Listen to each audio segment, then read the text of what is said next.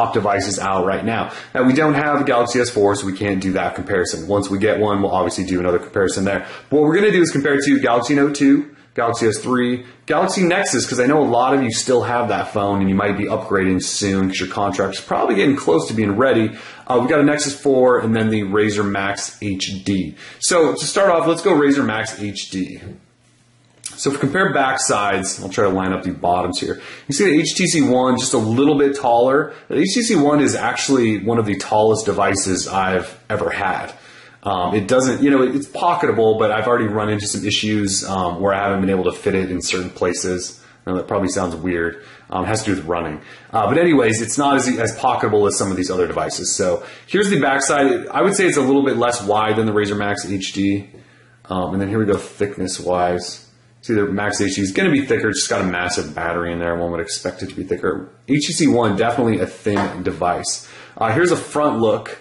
So you've got a giant chin on the bottom of the Max, but you also have a pretty big chin on the HTC One as well. They're both sort of edge-to-edge devices, a little bit of bezel on each, not a lot, but definitely still noticeable. So there you go, RAZR Max HD. Now I will say, when you're talking about premium build qualities, we can talk about Samsung phones in a second, how they just feel plasticky and cheap. The RAZR Max HD definitely does not feel plasticky and cheap. While I'm not a big fan of the Kevlar look on the backside here, this phone feels really good in hand as far as premium build quality goes. It's got the rounded edge. This back feels really soft touch. So when you compare premium build quality to the One, I would say it's not on its level, but it's probably the phone that's closest to the HTC One. HTC One with this all aluminum body is just beautiful, and no phone really matches it at this time. If you want, as far as Android goes, the iPhone clearly is on this level because it's an all unibody aluminum design as well. So the HTC One is there. No other Android phone I would say is there, but the RAZRs, the Motorola devices just in general feel a little bit higher quality, I would say. At least my personal preference. Here we go next to the Nexus 4. So Nexus 4, give you a little angle there. It's definitely shorter, a little bit wider though. And I'm going to put these to the back, but not too close. I don't want that aluminum, destroying my Nexus glass. So Nexus 4, definitely a little bit thicker. And if we go front, see, the Nexus 4 is mostly an edge-to-edge display, I would say. At least it comes pretty close. It does have a little bit of a chin. And now I will say, after having the HTC One for a couple of days now, I'm actually missing my Nexus 4. I know it's going to sound really weird, but I've been using it for so long. In hand, the Nexus 4, it's my favorite device. It's just the rounded edges on the back are soft enough and round enough. They fit in your hand like no other device, at least in my opinion. HTC One, it's built to fit because of this rounded sort of back, to also be really palmable, if that's a word. And it feels good in hand. Just for me, because I've been using the Nexus 4 for so long, I'm so used to holding this device that it doesn't feel quite as good, but I have a feeling it's going to change. Part of the HTC One, there's this sort of, not necessarily a learning curve, but you have to get used to the feel of it. This all aluminum backside, it's something that, Android users haven't ever felt before. And you have to get used to it with the way a metal phone feels, not only in your hand, but in your pocket, and when you're just touching it. Like, I would refrain from scratching your fingernails down. It's like scratching a chalkboard. Like, it would just probably kill you. But this whole metal design just feels a little bit different. I just got to get used to it is all. I'm just so used to plastic phones. So Nexus 4, I really love the feel of this device weight-wise. HTC One I love as well. I'm just getting used to the whole metal idea. So there's Nexus 4.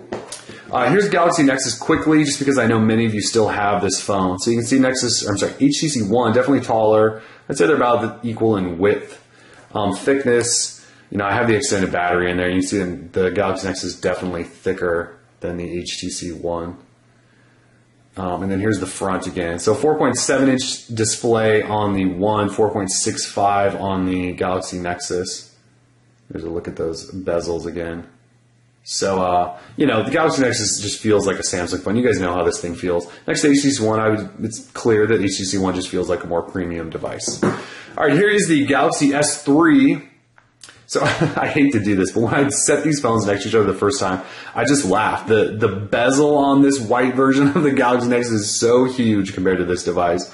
And when you're talking premium build qualities, look, Samsung makes plastic phones, right? We know they have this reputation for feeling and looking cheap. I'm sorry, but the Galaxy S3 compared to this phone, it just looks unbelievably cheap. And it just feels like a lightweight plastic. This almost feels like there's nothing here. This just has a little bit of heft to it because of the metal. Not heavy by any means. Just has a little more weight. Galaxy S3, it just feels like a little plastic guy.